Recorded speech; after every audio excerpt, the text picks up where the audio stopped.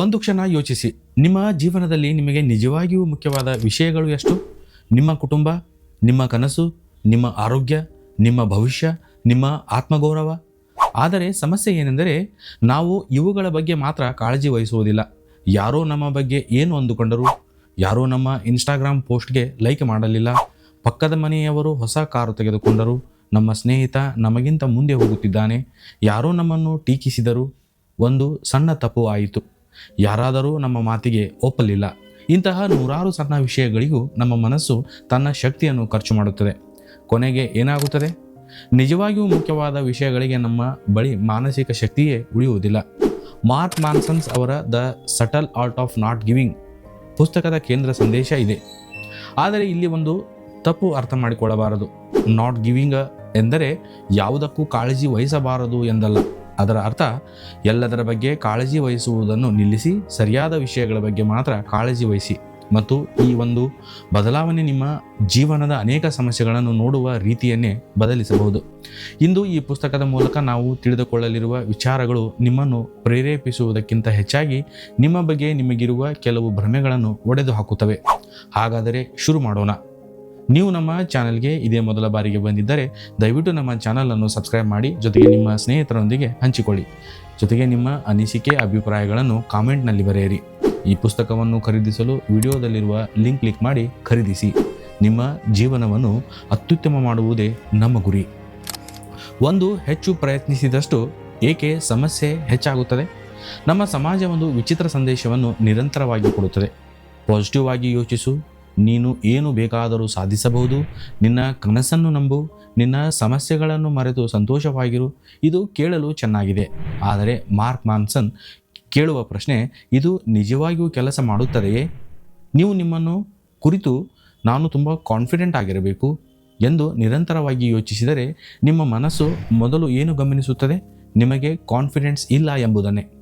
ನಾನು ಯಾವಾಗಲೂ ಸಂತೋಷವಾಗಿರಬೇಕು ಎಂದು ಬಲವಂತಪಡಿಸಿಕೊಂಡರೆ ನೀವು ಸಂತೋಷವಾಗಿಲ್ಲದ ಪ್ರತಿಯೊಂದು ಕ್ಷಣವೂ ಸಮಸ್ಯೆಯಾಗಿ ಕಾಣುತ್ತದೆ. ಅಂದರೆ ಒಂದು ಸಮಸ್ಯೆ ಮೇಲೆ ಮತ್ತೊಂದು ಸಮಸ್ಯೆಯನ್ನು ನಾವು ಸ್ವತಃ ನಿರ್ಮಿಸುತ್ತೇವೆ. ಮೊದಲ ಸಮಸ್ಯೆ, ನನಗೆ ದುಃಖವಾಗಿದೆ. ಎರಡನೇ ಸಮಸ್ಯೆ, ನಾನು ದುಃಖ ಪಡಬಾರದು. ಮೂರನೆಯದು, ಇತರರೆಲ್ಲ ಸಂತೋಷವಾಗಿದ್ದಾರೆ, ನನ್ನ ಜೀವನ ಮಾತ್ರ ಹೀಗೇಕೆ? ಇದು ಒಂದು ಚಕ್ರ. ಪುಸ್ತಕದಲ್ಲಿ ಇದೇ ರೀತಿಯ ಮನೋವೈಜ್ಞಾನಿಕ ಸ್ಥಿತಿಯನ್ನು ಫೀಡ್ಬ್ಯಾಕ್ ಲೂಪ್ ಎಂದು ವಿವರಿಸಲಾಗುತ್ತದೆ. ಒಂದು ಭಾವನೆಯ ಬಗ್ಗೆ ಮತ್ತೊಂದು ನಕಾರಾತ್ಮಕ ಭಾವನೆ ಹುಟ್ಟುತ್ತದೆ. ನಂತರ ಅದೇ ಭಾವನೆ ಮತ್ತಷ್ಟು ಸಮಸ್ಯೆ ಸೃಷ್ಟಿಸುತ್ತದೆ. ಹಾಗಾದರೆ ಪರಿಹಾರವೇನು? ಪ್ರತಿ ಕೆಟ್ಟ ಭಾವನೆಯನ್ನು ತಕ್ಷಣ ಓಡಿಸುವ ಪ್ರಯತ್ನ ಮಾಡಬೇಡಿ. ಕೆಲವೊಮ್ಮೆ ಹೌದು, ಈಗ ನನಗೆ ಬೇಸರವಾಗಿದೆ, ಹೌದು ನನಗೆ ಭಯವಾಗುತ್ತಿದೆ, ಹೌದು ಈ ಪರಿಸ್ಥಿತಿ ಕಷ್ಟವಾಗಿದೆ ಎಂದು ಒಪ್ಪಿಕೊಳ್ಳುವುದು ಸಾಕು. ವಿಚಿತ್ರವಾಗಿ ಕಾಣಬಹುದು, ಆದರೆ ಒಂದು ಭಾವನೆಯನ್ನು ಸ್ವೀಕರಿಸಿದಾಗ ಅದರ ವಿರುದ್ಧ ಹೋರಾಡಲು ವ್ಯರ್ಥವಾಗುವ ಶಕ್ತಿ ಉಳಿಯುತ್ತದೆ. ಎರಡು, ಸಂತೋಷವನ್ನು ಹುಡುಕುವುದನ್ನು ನಿಲ್ಲಿಸಿದಾಗ ಸಂತೋಷ ಸಿಗುತ್ತದೆ. ಇದು ಪುಸ್ತಕದ ಅತ್ಯಂತ ಕೌಂಟರ್ ವಿಚಾರಗಳಲ್ಲಿ ಒಂದು. ನಾವು ಸಾಮಾನ್ಯವಾಗಿ ಹೀಗೆ ಯೋಚಿಸುತ್ತೇವೆ, ನನ್ನ ಸಮಸ್ಯೆಗಳು ಮುಗಿದಾಗ ನಾನು ಸಂತೋಷವಾಗುತ್ತೇನೆ. ಆದರೆ ಸಮಸ್ಯೆಗಳು ಎಂದಿಗೂ ಸಂಪೂರ್ಣವಾಗಿ ಮುಗಿಯುವುದಿಲ್ಲ. ಒಂದು ಸಮಸ್ಯೆ ಮುಗಿದರೆ ಮತ್ತೊಂದು ಬರುತ್ತದೆ. ಶಾಲೆಯಲ್ಲಿ ಓದುವಾಗ ಪರೀಕ್ಷೆ ಸಮಸ್ಯೆ, ನಂತರ ಕೆಲಸ ಹುಡುಕುವುದು ಸಮಸ್ಯೆ, ಕೆಲಸ ಸಿಕ್ಕ ನಂತರ ಕೆಲಸದ ಒತ್ತಡ, ಹಣ ಬಂದ ನಂತರ ಹಣವನ್ನು ನಿರ್ವಹಿಸುವ ಸಮಸ್ಯೆ, ಒಂದು ಗುರಿ ಸಾಧಿಸಿದ ನಂತರ ಮುಂದಿನ ಗುರಿ. ಅಂದರೆ ಜೀವನ ಎಂದರೆ ಸಮಸ್ಯೆಗಳಿಲ್ಲದ ಸ್ಥಿತಿಯಲ್ಲ. ಜೀವನ ಎಂದರೆ ನಮಗೆ ಯಾವ ಸಮಸ್ಯೆಗಳನ್ನು ಪರಿಹರಿಸಲು ಇಷ್ಟವಿದೆ ಎಂಬುದನ್ನು ಆಯ್ಕೆ ಮಾಡುವುದು. ನೀವು ಉತ್ತಮ ವಿದ್ಯಾರ್ಥಿಯಾಗಲು ಬಯಸಿದರೆ ಓದಿನ ಕಷ್ಟವನ್ನು ಸ್ವೀಕರಿಸಬೇಕು. ಕ್ರೀಡೆಯಲ್ಲಿ ಉತ್ತಮವಾಗಬೇಕಾದರೆ ತರಬೇತಿಯ ಕಷ್ಟವನ್ನು ಸ್ವೀಕರಿಸಬೇಕು. ಒಳ್ಳೆಯ ಸಂಬಂಧ ಬೇಕಾದರೆ ಸಂವಹನದ ಕಷ್ಟವನ್ನು ಸ್ವೀಕರಿಸಬೇಕು. ವ್ಯವಹಾರ ಕಟ್ಟಬೇಕಾದರೆ ಅನಿಶ್ಚಿತತೆಯನ್ನು ಸ್ವೀಕರಿಸಬೇಕು. ಹೀಗಾಗಿ ಪ್ರಶ್ನೆ, ನನ್ನ ಜೀವನದಲ್ಲಿ ಸಮಸ್ಯೆಗಳೇ ಇಲ್ಲದಿರುವುದು ಹೇಗೆ? ಅಲ್ಲ, ಸರಿಯಾದ ಪ್ರಶ್ನೆ, ನಾನು ಯಾವ ರೀತಿಯ ಸಮಸ್ಯೆಗಳನ್ನು ಎದುರಿಸಲು ಸಿದ್ಧನಿದ್ದೇನೆ? ಇದು ಜೀವನವನ್ನು ನೋಡುವ ಸಂಪೂರ್ಣ ಹೊಸ ವಿಧಾನ. 3, ನೀವು ಸ್ಪೆಷಲ್ ಅಲ್ಲ ಮತ್ತು ಇದು ಕೆಟ್ಟ ಸುದ್ದಿಯಲ್ಲ. ಇದು ಪುಸ್ತಕದ ಅತ್ಯಂತ ಪ್ರೊಆಕ್ಟಿವ್ ವಿಚಾರಗಳಲ್ಲಿ ಒಂದು. ನಮ್ಮಲ್ಲಿ ಬಹಳಷ್ಟು ಜನರು ಒಳಗೊಳಗೆ ಒಂದು ಭಾವನೆಯನ್ನು ಇಟ್ಟುಕೊಂಡಿರುತ್ತಾರೆ, ನನ್ನ ಜೀವನ ವಿಭಿನ್ನವಾಗಿರಬೇಕು, ನಾನು ಸಾಮಾನ್ಯ ವ್ಯಕ್ತಿಯಲ್ಲ, ನನ್ನ ಸಮಸ್ಯೆಗಳನ್ನು ಯಾರೂ ಅರ್ಥ ಮಾಡಿಕೊಳ್ಳುವುದಿಲ್ಲ, ನಾನು ಇತರರಿಗಿಂತ ವಿಶೇಷ. ಆದರೆ ಮಾನ್ಸನ್ ಹೇಳುವುದು, ನೀವು ವಿಶೇಷ ವ್ಯಕ್ತಿಯಾಗಿರಬೇಕೆಂಬ ಅಗತ್ಯವಿಲ್ಲ. ನಿಮಗೆ ಸಮಸ್ಯೆಗಳಿವೆ, ಸರಿ, ಬೇರೆ ಎಲ್ಲರಿಗೂ ಕೂಡ ಸಮಸ್ಯೆಗಳಿವೆ. ನಿಮಗೆ ವಿಫಲತೆ ಎದುರಾಗಿದೆ, ಸರಿ, ಬೇರೆ ಎಲ್ಲರೂ ಕೂಡ ವಿಫಲರಾಗಿರುತ್ತಾರೆ. ನಿಮಗೆ ಇನ್ಸೆಕ್ಯೂರಿಟಿ ಇದೆ, ಸರಿ, ಮಾನವನಾಗಿರುವುದರ ಒಂದು ಭಾಗವೇ ಅದು. ಇದು ನಿಮ್ಮನ್ನು ಕೆಳಗಿಳಿಯುವ ವಿಚಾರವಲ್ಲ. ಬದಲಾಗಿ ನಿಮ್ಮ ಮೇಲೆ ಇರುವ ಅನಗತ್ಯ ಒತ್ತಡವನ್ನು ಕಡಿಮೆ ಮಾಡುವ ವಿಚಾರ. ನೀವು ಪ್ರತಿಯೊಂದು ಕ್ಷೇತ್ರದಲ್ಲಿ ಎಕ್ಸೆಪ್ಷನಲ್ ಆಗಬೇಕೆಂಬ ಅಗತ್ಯವಿಲ್ಲ. ನೀವು ಪ್ರತಿಯೊಂದು ಸ್ಪರ್ಧೆಯಲ್ಲೂ ಗೆಲ್ಲಬೇಕಾಗಿಲ್ಲ. ನೀವು ಪ್ರತಿಯೊಬ್ಬರ ಮೆಚ್ಚುಗೆಯನ್ನು ಪಡೆಯಬೇಕಾಗಿಲ್ಲ. ನೀವು ಕೇವಲ ನಿಮಗೆ ಮುಖ್ಯವಾದ ಕ್ಷೇತ್ರಗಳಲ್ಲಿ ಉತ್ತಮವಾಗಲು ಪ್ರಯತ್ನಿಸಬೇಕು. 4, ನಿಮ್ಮ ಜೀವನದ ಕ್ವಾಲಿಟಿಯನ್ನು ನಿಮ್ಮ ವ್ಯಾಲ್ಯೂಸ್ ನಿರ್ಧರಿಸುತ್ತವೆ. ಇಲ್ಲಿಯವರೆಗೆ ಪುಸ್ತಕ ಒಂದು ದೊಡ್ಡ ಪ್ರಶ್ನೆಯ ಕಡೆಗೆ ನಮ್ಮನ್ನು ಕರೆದುಕೊಂಡು ಬರುತ್ತದೆ. ನೀವು ಯಾವುದಕ್ಕೆ ಕಾಳಜಿ ಕೊಡುತ್ತೀರಿ? ಇದು ಸರಳ ಪ್ರಶ್ನೆಯಂತೆ ಕಾಣುತ್ತದೆ, ಆದರೆ ನಿಜವಾಗಿ ನೋಡಿದರೆ ಇದು ನಿಮ್ಮ ಜೀವನದ ಅತ್ಯಂತ ಪ್ರಮುಖ ಪ್ರಶ್ನೆ. ಏಕೆಂದರೆ ನಿಮ್ಮ ಜೀವನದ ಗುಣಮಟ್ಟವನ್ನು ನಿಮ್ಮ ಸಮಸ್ಯೆಗಳ ಸಂಖ್ಯೆ ನಿರ್ಧರಿಸುವುದಿಲ್ಲ, ನೀವು ಯಾವುದನ್ನು ಮುಖ್ಯವೆಂದು ಪರಿಗಣಿಸುತ್ತೀರಿ ಎಂಬುದು ನಿರ್ಧರಿಸುತ್ತದೆ. ಉದಾಹರಣೆಗೆ, ಎಲ್ಲರೂ ನನ್ನನ್ನು ಇಷ್ಟಪಡಬೇಕು ಎಂಬುದು ನಿಮ್ಮ ವ್ಯಾಲ್ಯೂ ಆಗಿದ್ದರೆ, ಯಾರಾದರೂ ನಿಮ್ಮನ್ನು ಟೀಕಿಸಿದಾಗ ನೀವು ನಿಮ್ಮ ಶಾಂತಿ ಕಳೆದುಕೊಳ್ಳಬಾರದು. ನಾನು ಸತ್ಯವಾಗಿ ನಡೆದುಕೊಳ್ಳಬೇಕು ಎಂಬುದು ನಿಮ್ಮ ವ್ಯಾಲ್ಯೂ ಆಗಿದ್ದರೆ, ಎಲ್ಲರೂ ನಿಮ್ಮನ್ನು ಇಷ್ಟಪಡದಿದ್ದರೂ ನೀವು ಸ್ಥಿರವಾಗಿರಬೇಕು. ಇಲ್ಲಿ ಒಂದು ದೊಡ್ಡ ವ್ಯತ್ಯಾಸವಿದೆ. ಒಂದು ವ್ಯಾಲ್ಯೂ ನಿಮ್ಮ ನಿಯಂತ್ರಣದಲ್ಲಿರಬಹುದು, ಮತ್ತೊಂದು ನಿಮ್ಮ ನಿಯಂತ್ರಣದಲ್ಲಿರದೇ ಇರಬಹುದು. ಉದಾಹರಣೆಗೆ, ಜನಪ್ರಿಯತೆ ಸಂಪೂರ್ಣವಾಗಿ ನಿಮ್ಮ ನಿಯಂತ್ರಣದಲ್ಲಿಲ್ಲ. ಪ್ರಾಮಾಣಿಕತೆ ನಿಮ್ಮ ವರ್ತನೆಯ ಮೂಲಕ ಬಹುಮಟ್ಟಿಗೆ ನಿಯಂತ್ರಿಸಬಹುದು. ಇತರರ ಮೆಚ್ಚುಗೆ ನಿಮ್ಮ ನಿಯಂತ್ರಣದಲ್ಲಿಲ್ಲ. ನಿಮ್ಮ ಪ್ರಯತ್ನ ನಿಮ್ಮ ನಿಯಂತ್ರಣದಲ್ಲಿದೆ. ಎಲ್ಲರೂ ನಿಮ್ಮನ್ನು ಗೌರವಿಸುವುದು ನಿಮ್ಮ ನಿಯಂತ್ರಣದಲ್ಲಿಲ್ಲ. ನೀವು ಗೌರವಕ್ಕೆ ಅರ್ಹರಾಗಿ ವರ್ತಿಸುವುದು ನಿಮ್ಮ ನಿಯಂತ್ರಣದಲ್ಲಿದೆ. ಇದರಿಂದ ಒಂದು ಸರಳ ನಿಯಮ ಬರುತ್ತದೆ: ನಿಯಂತ್ರಿಸಲಾಗದ ಫಲಿತಾಂಶಗಳಿಗಿಂತ ನಿಯಂತ್ರಿಸಬಹುದಾದ ಮೌಲ್ಯಗಳ ಮೇಲೆ ನಿಮ್ಮ ಗಮನ ಇಡಿ. 5, ನಿಮ್ಮ ಸಮಸ್ಯೆ ನಿಮ್ಮ ಫಾಲ್ಟ್ ಆಗಿರದಿದ್ದರೂ ರೆಸ್ಪಾನ್ಸಿಬಿಲಿಟಿ ನಿಮ್ಮದೇ. ಈ ವಿಚಾರ ಬಹಳ ಮುಖ್ಯ. ಜೀವನದಲ್ಲಿ ಕೆಲವು ವಿಷಯಗಳು ನಮ್ಮ ತಪ್ಪಿನಿಂದ ನಡೆಯುವುದಿಲ್ಲ. ಯಾರಾದರೂ ನಿಮ್ಮೊಂದಿಗೆ ಕೆಟ್ಟ ರೀತಿಯಲ್ಲಿ ವರ್ತಿಸಬಹುದು. ಯಾರಾದರೂ ನಿಮಗೆ ಅನ್ಯಾಯ ಮಾಡಬಹುದು. ಪರಿಸ್ಥಿತಿ ನಿಮ್ಮ ವಿರುದ್ಧ ಹೋಗಬಹುದು. ನೀವು ಅನಿರೀಕ್ಷಿತ ಸಮಸ್ಯೆಗೆ ಸಿಲುಕಬಹುದು. ಅದು ನಿಮ್ಮ ಫಾಲ್ಟ್ ಅಲ್ಲದಿರಬಹುದು. ಆದರೆ ನಂತರ ನೀವು ಏನು ಮಾಡುತ್ತೀರಿ? ಅದು ನಿಮ್ಮ ರೆಸ್ಪಾನ್ಸಿಬಿಲಿಟಿ. ಫಾಲ್ಟ್ ಮತ್ತು ರೆಸ್ಪಾನ್ಸಿಬಿಲಿಟಿ ಒಂದೇ ಅಲ್ಲ. ಒಂದು ಘಟನೆಗೆ ಕಾರಣ ಯಾರು ಎಂಬುದು ಒಂದು ಪ್ರಶ್ನೆ. ಆ ಘಟನೆಯ ನಂತರ ನಾನು ಏನು ಮಾಡುತ್ತೇನೆ ಎಂಬುದು ಮತ್ತೊಂದು ಪ್ರಶ್ನೆ. ಉದಾಹರಣೆಗೆ, ಯಾರಾದರೂ ನಿಮ್ಮನ್ನು ಟೀಕಿಸಿದರು, ಅದು ಅವರ ಆಯ್ಕೆ. ಆದರೆ ಅದರಿಂದ ಇಡೀ ದಿನ ಕೋಪದಲ್ಲಿರುವುದೇ? ಅದು ನಿಮ್ಮ ಪ್ರತಿಕ್ರಿಯೆ. ಒಂದು ಅವಕಾಶ ನಿಮಗೆ ಸಿಗಲಿಲ್ಲ, ಅದು ನಿಮ್ಮ ನಿಯಂತ್ರಣದಲ್ಲಿರಲಿಲ್ಲ. ಆದರೆ ಮುಂದಿನ ಅವಕಾಶಕ್ಕಾಗಿ ನೀವು ಏನು ಮಾಡುತ್ತೀರಿ? ಅದು ನಿಮ್ಮ ರೆಸ್ಪಾನ್ಸಿಬಿಲಿಟಿ. ಈ ವಿಚಾರ ವ್ಯಕ್ತಿಯನ್ನು ವಿಕ್ಟಿಮ್ ಮೈಂಡ್ಸೆಟ್ನಿಂದ ಹೊರಗೆ ತರುತ್ತದೆ. ಜೊತೆಗೆ, ನನ್ನ ಜೀವನ ಹೀಗಾಗಿದೆ ಏಕೆಂದರೆ ಎಲ್ಲರೂ ತಪ್ಪು ಮಾಡಿದ್ದಾರೆ ಎನ್ನುವುದರಿಂದ ಈ ಪರಿಸ್ಥಿತಿಯಲ್ಲಿ ನಾನು ಈಗ ಏನು ಮಾಡಬಹುದು ಎಂಬ ಪ್ರಶ್ನೆಗೆ ಕರೆದೊಯ್ಯುತ್ತದೆ. 6, ನಿಮ್ಮ ಭಾವನೆಗಳು ಯಾವಾಗಲೂ ಸತ್ಯ ಹೇಳುವುದಿಲ್ಲ. ನಮ್ಮ ಮನಸ್ಸಿನಲ್ಲಿ ಒಂದು ಅಪಾಯಕಾರಿ ತಪ್ಪು ಕಲ್ಪನೆ ಇದೆ. ನನಗೆ ಹೀಗನ್ನಿಸುತ್ತದೆ ಎಂದರೆ ಅದು ನಿಜವಾಗಿರಬೇಕು. ಆದರೆ ಭಾವನೆಗಳು ಫ್ಯಾಕ್ಟ್ ಅಲ್ಲ. ನಿಮಗೆ ನಾನು ವಿಫಲನಾಗಿದ್ದೇನೆ ಎಂಬ ಭಾವನೆ ಬರಬಹುದು. ಅದರಿಂದ ನೀವು ನಿಜವಾಗಿಯೂ ವಿಫಲ ವ್ಯಕ್ತಿ ಎಂದು ಸಾಬೀತಾಗುವುದಿಲ್ಲ. ಎಲ್ಲರೂ ನನ್ನನ್ನು ಇಷ್ಟಪಡುವುದಿಲ್ಲ ಅನ್ನಿಸಬಹುದು. ಅದು ನಿಜ ಎಂದು ಅರ್ಥವಲ್ಲ. ನಾನು ಇದನ್ನು ಮಾಡಲು ಸಾಧ್ಯವಿಲ್ಲ ಅನ್ನಿಸಬಹುದು. ಅದು ನಿಮ್ಮ ಸಾಮರ್ಥ್ಯದ ಅಂತಿಮ ಸತ್ಯವಲ್ಲ. ಭಾವನೆಗಳು ಮಾಹಿತಿ ಕೊಡುತ್ತವೆ, ಆದರೆ ಅವು ಅಂತಿಮ ತೀರ್ಪು ಕೊಡುವ ನ್ಯಾಯಾಧೀಶರಲ್ಲ. ಹೀಗಾಗಿ ಮುಂದಿನ ಬಾರಿ ನಿಮ್ಮ ಮನಸ್ಸು ಏನಾದರೂ ಹೇಳಿದಾಗ ತಕ್ಷಣ ನಂಬಬೇಡಿ. ಒಂದು ಕ್ಷಣ ನಿಂತು ಕೇಳಿ, ನನಗೆ ಹೀಗನ್ನಿಸುತ್ತದೆ, ಆದರೆ ಇದಕ್ಕೆ ಸಾಕ್ಷಿ ಏನು?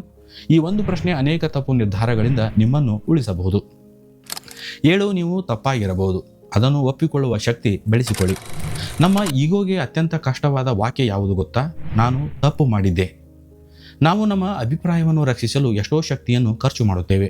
ಯಾರಾದರೂ ನಮ್ಮ ಅಭಿಪ್ರಾಯಕ್ಕೆ ವಿರುದ್ಧವಾಗಿ ಮಾತನಾಡಿದರೆ ಅವರ ಮಾತು ಸರಿಯೇ ಎಂದು ಪರಿಶೀಲಿಸುವ ಬದಲು ಅವರೇ ತಪ್ಪು ಎಂದು ಸಾಬೀತುಪಡಿಸಲು ಪ್ರಯತ್ನಿಸುತ್ತೇವೆ. ಆದರೆ ಜ್ಞಾನ ಎಂದರೆ ಎಲ್ಲವನ್ನೂ ತಿಳಿದಿರುವುದಲ್ಲ. ನಾವು ತಪ್ಪಾಗಿರಬಹುದು ಎಂಬುದನ್ನು ಒಪ್ಪಿಕೊಳ್ಳುವ ಸಾಮರ್ಥ್ಯವೇ ಧ್ಯಾನದ ಆರಂಭ. ನಿಮ್ಮ ಅಭಿಪ್ರಾಯ ಬದಲಾಗಬಹುದು, ನಿಮ್ಮ ಗುರಿ ಬದಲಾಗಬಹುದು, ನಿಮ್ಮ ನಂಬಿಕೆ ಬದಲಾಗಬಹುದು. ನೀವೇ ನಿನ್ನೆ ನಂಬಿದ್ದ ಒಂದು ವಿಷಯ ಇಂದು ತಪ್ಪು ಎಂದು ತಿಳಿಯಬಹುದು. ಇದು ಸೋಲು ಅಲ್ಲ, ಇದು ಬೆಳವಣಿಗೆ.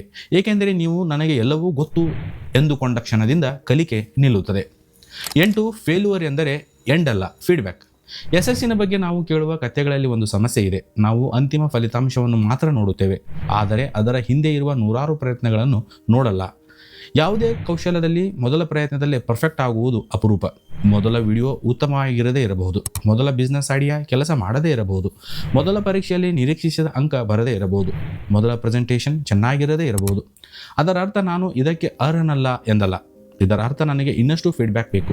ವಿಫಲತೆಯನ್ನು ಐಡೆಂಟಿಟಿಯಾಗಿ ನೋಡಬೇಡಿ, ಅದನ್ನು ಇನ್ಫಾರ್ಮೇಷನ್ ಆಗಿ ನೋಡಿ. ನಾನು ಸೋತಿದ್ದೇನೆ ಎಂಬುದಕ್ಕಿಂತ ಈ ವಿಧಾನ ಕೆಲಸ ಮಾಡಲಿಲ್ಲ, ಈಗ ಏನು ಬದಲಿಸಬೇಕು ಎಂದು ಕೇಳಿ. ಈ ಮೈಂಡ್ಸೆಟ್ ನಿಮ್ಮನ್ನು ಮುಂದೆ ಕರೆದೊಯ್ಯುತ್ತದೆ. 9 ಮೋಟಿವೇಶನ್ ಬರುವವರೆಗೆ ಕಾಯಬೇಡಿ. ನಾವು ಸಾಮಾನ್ಯವಾಗಿ ಹೀಗೆ ಯೋಚಿಸುತ್ತೇವೆ, ಮೊದಲು ಮೋಟಿವೇಶನ್ ಬರಬೇಕು, ನಂತರ ಆ್ಯಕ್ಷನ್ ತೆಗೆದುಕೊಳ್ಳುತ್ತೇವೆ. ಆದರೆ ಅನೇಕ ಸಂದರ್ಭಗಳಲ್ಲಿ ನಮ್ಮ ಕ್ರಮವೇ ಮೋಟಿವೇಶನ್ ಅನ್ನು ಸೃಷ್ಟಿಸುತ್ತದೆ. ಇದನ್ನು ಸರಳವಾಗಿ ನೋಡೋಣ. ನಿಮಗೆ ಓದಲು ಮನಸ್ಸಿಲ್ಲ, ಆದರೆ ನೀವು ಕೇವಲ 10 ನಿಮಿಷ ಓದಲು ಕುಳಿತುಕೊಳ್ಳುತ್ತೀರಿ. 10 ನಿಮಿಷಗಳ ನಂತರ ಮೊಮೆಂಟಮ್ ಬರುತ್ತದೆ, ನಂತರ ಇನ್ನಷ್ಟು ಓದಲು ಸಾಧ್ಯವಾಗುತ್ತದೆ. ಅದೇ ರೀತಿ ಮೋಟಿವೇಶನ್, ಆ್ಯಕ್ಷನ್, ರಿಸಲ್ಟ್ ಎಂಬುದು ಮಾತ್ರವಲ್ಲ, ಬಹಳ ಬಾರಿ ಆ್ಯಕ್ಷನ್, ರಿಸಲ್ಟ್, ಮೋಟಿವೇಶನ್ ಎಂಬ ಚಕ್ರವು ಕೆಲಸ ಮಾಡುತ್ತದೆ. ಹೀಗಾಗಿ ದೊಡ್ಡ ಬದಲಾವಣೆ, ದೊಡ್ಡ ಮೋಟಿವೇಶನ್ ಬೇಕೆಂದಿಲ್ಲ, ಸಣ್ಣ ಆ್ಯಕ್ಷನ್ ಸಾಕು. 10 ನೋ ಹೇಳುವುದು ಏಕೆ ಇಷ್ಟು ಕಷ್ಟ? ನೀವು ಪ್ರತಿಯೊಂದು ಅವಕಾಶಕ್ಕೂ ಎಸ್ ಎಂದರೆ ನಿಮ್ಮ ಜೀವನದ ಮುಖ್ಯ ವಿಷಯಗಳಿಗೆ ನೋ ಹೇಳಬೇಕಾಗುತ್ತದೆ. ಇದು ತುಂಬ ಆಳವಾದ ವಿಚಾರ. ನಿಮ್ಮ ಸಮಯ ಸೀಮಿತ, ನಿಮ್ಮ ಎನರ್ಜಿ ಸೀಮಿತ, ನಿಮ್ಮ ಗಮನ ಸೀಮಿತ. ಹೀಗಾಗಿ ನೀವು ಒಂದು ವಿಷಯಕ್ಕೆ ಹೌದು ಎಂದಾಗ ಅದೇ ಸಮಯದಲ್ಲಿ ಇನ್ನೊಂದು ವಿಷಯಕ್ಕೆ ಇಲ್ಲ ಎಂದು ಹೇಳುತ್ತಿದ್ದೀರಿ. ಆದರೆ ಜನರು ನೋ ಹೇಳಲು ಹೆದರುತ್ತಾರೆ. ಅವರು ನನ್ನ ಬಗ್ಗೆ ಏನು ಅಂದುಕೊಳ್ಳುತ್ತಾರೆ, ಅವರಿಗೆ ಬೇಸರವಾಗಬಹುದು, ನಾನು ಸೆಲ್ಫಿಶ್ ಆಗಿ ಕಾಣಬಹುದು. ಆದರೆ ಹೆಲ್ದಿ ಬೌಂಡ್ರೀಸ್ ಇಲ್ಲದ ಜೀವನದಲ್ಲಿ ನೀವು ಎಲ್ಲರಿಗೂ ಲಭ್ಯರಾಗಿರುತ್ತೀರಿ, ಆದರೆ ನಿಮ್ಮ ಸ್ವಂತ ಜೀವನಕ್ಕೆ ಲಭ್ಯರಿರುವುದಿಲ್ಲ. ನೋ ಎಂದರೆ ಜನರನ್ನು ದ್ವೇಷಿಸುವುದಲ್ಲ, ನನ್ನ ಸಮಯ ಮತ್ತು ಶಕ್ತಿಗೆ ಮಿತಿ ಇದೆ ಎಂದು ಒಪ್ಪಿಕೊಳ್ಳುವುದು. ನಿಮಗೆ ಮುಖ್ಯವಾದ ವಿಷಯಗಳನ್ನು ರಕ್ಷಿಸಲು ಕೆಲವೊಮ್ಮೆ ನೋ ಹೇಳಲೇಬೇಕು. 11 ಕಮಿಟ್ಮೆಂಟ್ ನಮ್ಮ ಆಯ್ಕೆಗಳನ್ನು ಕಡಿಮೆ ಮಾಡುತ್ತದೆ, ಆದರೆ ಜೀವನದ ಆಳವನ್ನು ಹೆಚ್ಚಿಸುತ್ತದೆ. ಇಂದಿನ ಜಗತ್ತಿನಲ್ಲಿ ನಮ್ಮ ಮುಂದೆ ಅನೇಕ ಆಯ್ಕೆಗಳಿವೆ, ಅನೇಕ ಕರಿಯರ್ಸ್, ಅನೇಕ ಹಾಬೀಸ್, ಅನೇಕ ರಿಲೇಷನ್ಶಿಪ್, ಅನೇಕ ಪ್ಲೇಸಸ್, ಅನೇಕ ಅಪಾರ್ಚುನಿಟೀಸ್. ಆದರೆ ಒಂದು ಸಮಸ್ಯೆ ಇದೆ, ಅನಂತ ಆಯ್ಕೆಗಳು ಅನಂತ ಗೊಂದಲವನ್ನು ತರುತ್ತವೆ. ಒಬ್ಬ ವ್ಯಕ್ತಿ ಪ್ರತಿದಿನ ಹೊಸ ಆಯ್ಕೆಗಳನ್ನು ಹುಡುಕುತ್ತಿದ್ದರೆ ಯಾವುದರಲ್ಲೂ ಆಳವಾಗಿ ಬೆಳೆಯಲು ಸಾಧ್ಯವಾಗುವುದಿಲ್ಲ. ಒಂದು ವಿಷಯಕ್ಕೆ ಕಮಿಟ್ ಆಗುವುದು ಎಂದರೆ ಅನೇಕ ಸಾಧ್ಯತೆಗಳಿಗೆ ನೋ ಹೇಳುವುದು. ಆದರೆ ಅದೇ ಕಮಿಟ್ಮೆಂಟ್ ನಿಮಗೆ ಆಳವನ್ನು ನೀಡುತ್ತದೆ. ಒಳ್ಳೆಯ ಸ್ಕಿಲ್ ಒಂದು ದಿನದಲ್ಲಿ ಬರುವುದಿಲ್ಲ, ಒಳ್ಳೆಯ ಫ್ರೆಂಡ್ಶಿಪ್ ಒಂದು ದಿನದಲ್ಲಿ ನಿರ್ಮಾಣವಾಗುವುದಿಲ್ಲ, ಒಳ್ಳೆಯ ಕರಿಯರ್ ಕೂಡ ಒಂದು ವಾರದಲ್ಲಿ ನಿರ್ಮಾಣವಾಗುವುದಿಲ್ಲ. ಆ ಆಳವು ಸಮಯವನ್ನು ಕೇಳುತ್ತದೆ. ಹೀಗಾಗಿ ಕೆಲವೊಮ್ಮೆ ಜೀವನವನ್ನು ಉತ್ತಮಗೊಳಿಸುವ ಮಾರ್ಗ ಹೆಚ್ಚು ಆಯ್ಕೆಗಳನ್ನು ಹುಡುಕುವುದಲ್ಲ, ಸರಿಯಾದ ಆಯ್ಕೆ ಮಾಡಿದ ನಂತರ ಅದರಲ್ಲಿ ಉಳಿಯುವುದು. 12 ನಿಮ್ಮ ಐಡೆಂಟಿಟಿಯನ್ನು ತುಂಬ ಗಟ್ಟಿಯಾಗಿ ಹಿಡಿದುಕೊಳ್ಳಬೇಡಿ. ಇದು ತುಂಬ ಸೂಕ್ಷ್ಮವಾದ ವಿಚಾರ. ನಾನು ಇಂಟೆಲಿಜೆಂಟ್, ನಾನು ಬಿಸ್ನೆಸ್ ಪರ್ಸನ್, ನಾನು ಒಳ್ಳೆಯ ಸ್ಟೂಡೆಂಟ್. ಇಂತಹ ಲೇಬಲ್ಸ್ ಕೆಲವೊಮ್ಮೆ ನಮಗೆ ಸಹಾಯ ಮಾಡುತ್ತವೆ, ಆದರೆ ಅವು ನಮ್ಮನ್ನು ಬಂಧಿಸಬಹುದು. ನಾನು ಗಣಿತದಲ್ಲಿ ವೀಕ್ ಎಂದು ನಂಬಿದರೆ ಹೊಸ ಸಮಸ್ಯೆ ಎದುರಾದಾಗ ಪ್ರಯತ್ನಿಸುವ ಮೊದಲೇ ಹಿಂದೆ ಸರಿಯಬಹುದು. ನಾನು ಪಬ್ಲಿಕ್ ಸ್ಪೀಕಿಂಗ್ ಮಾಡಲಾರೆ ಎಂದು ನಂಬಿದರೆ ನೀವು ಪ್ರಾಕ್ಟೀಸ್ ಮಾಡುವ ಅವಕಾಶವನ್ನೇ ತಪ್ಪಿಸಿಕೊಳ್ಳಬಹುದು. ಅದರ ಬದಲು ನಾನು ಕಲಿಯುತ್ತಿರುವ ವ್ಯಕ್ತಿ ಎಂಬ ಐಡೆಂಟಿಟಿ ಹೆಚ್ಚು ಫ್ಲೆಕ್ಸಿಬಲ್. ನಿಮ್ಮ ಭೂತಕಾಲ ನಿಮ್ಮನ್ನು ವಿವರಿಸಬಹುದು, ಆದರೆ ಅದು ನಿಮ್ಮ ಭವಿಷ್ಯವನ್ನು ಸಂಪೂರ್ಣವಾಗಿ ನಿರ್ಧರಿಸಬೇಕಾಗಿಲ್ಲ. 13 ಜೀವನದಲ್ಲಿ ನೀವು ಯಾವ ರೀತಿಯ ಕಷ್ಟವನ್ನು ಆಯ್ಕೆ ಮಾಡುತ್ತೀರಿ? ಇದು ಈ ಪುಸ್ತಕದ ಅತ್ಯಂತ ಶಕ್ತಿಶಾಲಿ ಪ್ರಶ್ನೆಗಳಲ್ಲಿ ಒಂದು. ಎಲ್ಲರ ಜೀವನದಲ್ಲೂ ಕಷ್ಟ ಇರುತ್ತದೆ, ಆದರೆ ಕಷ್ಟದ ಪ್ರಕಾರವನ್ನು ನಾವು ಸ್ವಲ್ಪ ಮಟ್ಟಿಗೆ ಆಯ್ಕೆ ಮಾಡಬಹುದು. ಉದಾಹರಣೆಗೆ, ಓದಿನ ಕಷ್ಟವನ್ನು ಸ್ವೀಕರಿಸಿದರೆ ಜ್ಞಾನ ಬರುತ್ತದೆ, ವ್ಯಾಯಾಮದ ಕಷ್ಟವನ್ನು ಸ್ವೀಕರಿಸಿದರೆ ದೈಹಿಕ ಸಾಮರ್ಥ್ಯ ಬೆಳೆಯುತ್ತದೆ, ಕೌಶಲ್ಯ ಕಲಿಯುವ ಕಷ್ಟವನ್ನು ಸ್ವೀಕರಿಸಿದರೆ ಸಾಮರ್ಥ್ಯ ಹೆಚ್ಚುತ್ತದೆ, ಸಂಬಂಧದಲ್ಲಿ ಪ್ರಾಮಾಣಿಕ ಸಂಭಾಷಣೆಯ ಕಷ್ಟವನ್ನು ಸ್ವೀಕರಿಸಿದರೆ ಸಂಬಂಧ ಗಟ್ಟಿಯಾಗಬಹುದು. ಅಂದರೆ ಕಷ್ಟವನ್ನು ತಪ್ಪಿಸುವುದೇ ಜೀವನ ಗುರಿಯಾಗಿರಬಾರದು, ಬದಲಾಗಿ ನಿಮ್ಮ ಭವಿಷ್ಯವನ್ನು ಉತ್ತಮಗೊಳಿಸುವ ಕಷ್ಟವನ್ನು ಆರಿಸಿಕೊಳ್ಳಿ. ಏಕೆಂದರೆ ಕಷ್ಟವನ್ನು ಸಂಪೂರ್ಣವಾಗಿ ತಪ್ಪಿಸಲು ಸಾಧ್ಯವಿಲ್ಲ, ಆದರೆ ಯಾವ ಕಷ್ಟಕ್ಕಾಗಿ ನಾನು ಶ್ರಮಿಸುತ್ತೇನೆ ಎಂಬುದನ್ನು ಆಯ್ಕೆ ಮಾಡಬಹುದು. 14 ನಿಮ್ಮ ಜೀವನದ ಅಂತಿಮ ಸತ್ಯ ಸಮಯ ಸೀಮಿತ. ಪುಸ್ತಕದ ಕೊನೆಯ ಭಾಗ ನಮ್ಮನ್ನು ಒಂದು ಅಸೌಕರ್ಯದ ಸತ್ಯದ ಮುಂದೆ ನಿಲ್ಲಿಸುತ್ತದೆ. ನಮ್ಮ ಸಮಯ ಸೀಮಿತ. ಇದು ಕೇಳಲು ಭಯ ಹುಟ್ಟಿಸುವ ವಿಚಾರವಾಗಬೇಕಿಲ್ಲ, ಬದಲಾಗಿ ಇದು ಜೀವನವನ್ನು ಹೆಚ್ಚು ಅರ್ಥಪೂರ್ಣವಾಗಿ ಬದುಕಲು ರಿಮೈಂಡರ್. ನಿಮ್ಮ ಬಳಿ ಎಲ್ಲರ ಮೆಚ್ಚುಗೆ ಪಡೆಯಲು ಸಮಯವಿಲ್ಲ, ಪ್ರತಿಯೊಂದು ಆರ್ಗ್ಯುಮೆಂಟ್ ಗೆಲ್ಲಲು ಸಮಯವಿಲ್ಲ, ಪ್ರತಿಯೊಂದು ಸಣ್ಣ ಟೀಕೆಗೆ ಪ್ರತಿಕ್ರಿಯಿಸಲು ಸಮಯವಿಲ್ಲ, ಎಲ್ಲರನ್ನೂ ಸಂತೋಷಪಡಿಸಲು ಸಮಯವಿಲ್ಲ, ಎಲ್ಲವನ್ನೂ ಸಾಧಿಸಲು ಸಮಯವಿಲ್ಲ. ಹೀಗಾಗಿ ಜೀವನದ ಒಂದು ಹಂತದಲ್ಲಿ ನೀವು ಕೇಳಲೇಬೇಕಾದ ಪ್ರಶ್ನೆ, ನನ್ನ ಸೀಮಿತ ಸಮಯವನ್ನು ಯಾವುದಕ್ಕೆ ಬಳಸಲು ಬಯಸುತ್ತೇನೆ? ಈ ಪ್ರಶ್ನೆ ಪ್ರಿಯಾರಿಟೀಸನ್ನು ಬದಲಿಸುತ್ತದೆ. 15 ಹಾಗಾದರೆ ನಾಟ್ ಗಿವಿಂಗ್ ಎಂದರೇನು? ಈಗ ಪುಸ್ತಕದ ಟೈಟಲ್ ಅನ್ನು ಸರಿಯಾಗಿ ಅರ್ಥ ಮಾಡಿಕೊಳ್ಳೋಣ. ಇದು ಯಾರನ್ನು ಪರಿಗಣಿಸಬೇಡಿ, ಯಾವುದಕ್ಕೂ ಜವಾಬ್ದಾರಿ ಬೇಡ, ನಿಮಗೆ ಇಷ್ಟ ಬಂದಂತೆ ಮಾಡಿ ಎಂಬ ಅರ್ಥದಲ್ಲ. ಅದು ಇಂಡಿಫರೆನ್ಸ್ ಅಲ್ಲ, ಅದು ಸೆಲೆಕ್ಟಿವ್ ಕೇರಿಂಗ್. ಅಂದರೆ ಎಲ್ಲದರ ಬಗ್ಗೆ ಕಾಳಜಿ ವಹಿಸಬೇಡಿ. ಕೆಲವು ವಿಷಯಗಳನ್ನು ಆರಿಸಿ ಅವುಗಳ ಬಗ್ಗೆ ಆಳವಾಗಿ ಕಾಳಜಿ ವಹಿಸಿ, ಅವುಗಳಿಗಾಗಿ ಕಷ್ಟವನ್ನು ಸ್ವೀಕರಿಸಿ, ಅವುಗಳಿಗಾಗಿ ಜವಾಬ್ದಾರಿ ತೆಗೆದುಕೊಳ್ಳಿ ಮತ್ತು ಉಳಿದ ಅನಗತ್ಯ ನಾಯ್ಸನ್ನು ನಿಧಾನವಾಗಿ ಬಿಡಿ. 16 ನಿಮ್ಮ ವ್ಯಾಲ್ಯೂ ಅನ್ನು ಪರೀಕ್ಷಿಸುವ ಒಂದು ಸರಳ ವಿಧಾನ. ಈಗ ಒಂದು ಪ್ರಾಕ್ಟಿಕಲ್ ಎಕ್ಸಸೈಸ್. ನಿಮ್ಮ ಜೀವನದ 5 ಪ್ರಮುಖ ವ್ಯಾಲ್ಯೂಸ್ ಬರೆಯಿರಿ. ಉದಾಹರಣೆಗೆ ಕುಟುಂಬ, ಪ್ರಾಮಾಣಿಕತೆ, ಕಲಿಕೆ, ಆರೋಗ್ಯ, ಸ್ವಾತಂತ್ರ್ಯ. ಈಗ ಪ್ರತಿಯೊಂದರ ಮುಂದೆ ಒಂದು ಪ್ರಶ್ನೆ ಕೇಳಿ, ಇದು ನನ್ನ ನಿಯಂತ್ರಣದಲ್ಲಿದೆಯೇ? ಉದಾಹರಣೆಗೆ, ಎಲ್ಲರೂ ನನ್ನನ್ನು ಇಷ್ಟಪಡಬೇಕು. ಇದು ನಿಮ್ಮ ನಿಯಂತ್ರಣದಲ್ಲಿಲ್ಲ. ನಾನು ಜನರೊಂದಿಗೆ ಗೌರವದಿಂದ ವರ್ತಿಸುತ್ತೇನೆ. ಇದು ನಿಮ್ಮ ನಿಯಂತ್ರಣದಲ್ಲಿದೆ. ನಾನು ಎಲ್ಲರಿಗಿಂತ ಯಶಸ್ವಿಯಾಗಬೇಕು. ಇದು ಸ್ಪಷ್ಟವಾದ ವ್ಯಾಲ್ಯೂ ಅಲ್ಲ, ಅದು ಕಂಪ್ಯಾರಿಸನ್. ನಾನು ಪ್ರತಿದಿನ ನನ್ನ ಕೌಶಲ್ಯವನ್ನು ಸುಧಾರಿಸುತ್ತೇನೆ. ಇದು ಆ್ಯಕ್ಷನೇಬಲ್. ಈ ರೀತಿಯಾಗಿ ನಿಮ್ಮ ವ್ಯಾಲ್ಯೂವನ್ನು ಪರಿಶೀಲಿಸಿದಾಗ ನಿಮ್ಮ ಜೀವನದಲ್ಲಿ ಯಾವ ವಿಷಯಗಳಿಗೆ ನಿಜವಾಗಿಯೂ ನಿಮ್ಮ ಎನರ್ಜಿ ಕೊಡಬೇಕು ಎಂಬುದು ಸ್ಪಷ್ಟವಾಗುತ್ತದೆ. ಉತ್ತಮ ಜೀವನ ಎಂದರೆ ಸಮಸ್ಯೆಗಳಿಲ್ಲದ ಜೀವನವಲ್ಲ, ನೀವು ಎದುರಿಸಲು ಸಿದ್ಧವಾಗಿರುವ ಸರಿಯಾದ ಸಮಸ್ಯೆಗಳಿರುವ ಜೀವನ. ಮತ್ತು ನಾಟ್ ಗಿವಿಂಗ್ ಎಂದರೆ ಯಾವುದಕ್ಕೂ ಕಾಳಜಿ ವಹಿಸದಿರುವುದು ಅಲ್ಲ, ನಿಜವಾಗಿಯೂ ಮುಖ್ಯವಾದುದಕ್ಕೆ ಮಾತ್ರ ಕಾಳಜಿ ವಹಿಸುವಷ್ಟು ಬುದ್ಧಿವಂತರಾಗುವುದು. ಅಂತಿಮವಾಗಿ ನಿಮ್ಮನ್ನು ನೀವು ಒಂದು ಪ್ರಶ್ನೆ ಕೇಳಿ, ನನ್ನ ಜೀವನದ ಉಳಿದ ಸಮಯವನ್ನು ನಾನು ನಿಜವಾಗಿಯೂ ಯಾವುದಕ್ಕೆ ಕೊಡಲು ಬಯಸುತ್ತೇನೆ? ಬಹುಶಃ ಆ ಪ್ರಶ್ನೆಯ ಉತ್ತರವೇ ನಿಮ್ಮ ಜೀವನದ ದಿಕ್ಕನ್ನು ಬದಲಿಸಬಹುದು. ಧನ್ಯವಾದ. ಈ ಸಾರಾಂಶ ನಿಮಗೆ ಇಷ್ಟವಾದರೆ ದಯವಿಟ್ಟು ನಮ್ಮ ಚಾನಲನ್ನು ಸಬ್ಸ್ಕ್ರೈಬ್ ಮಾಡಿ ಮತ್ತು ಈ ಸಾರಾಂಶವನ್ನು ನಿಮ್ಮ ಸ್ನೇಹಿತರೊಂದಿಗೆ ಹಂಚಿಕೊಳ್ಳಿ. ಜೊತೆಗೆ ನಿಮ್ಮ ಅನಿಸಿಕೆ ಅಭಿಪ್ರಾಯಗಳನ್ನು ಕಾಮೆಂಟ್ನಲ್ಲಿ ಬರೆಯಿರಿ.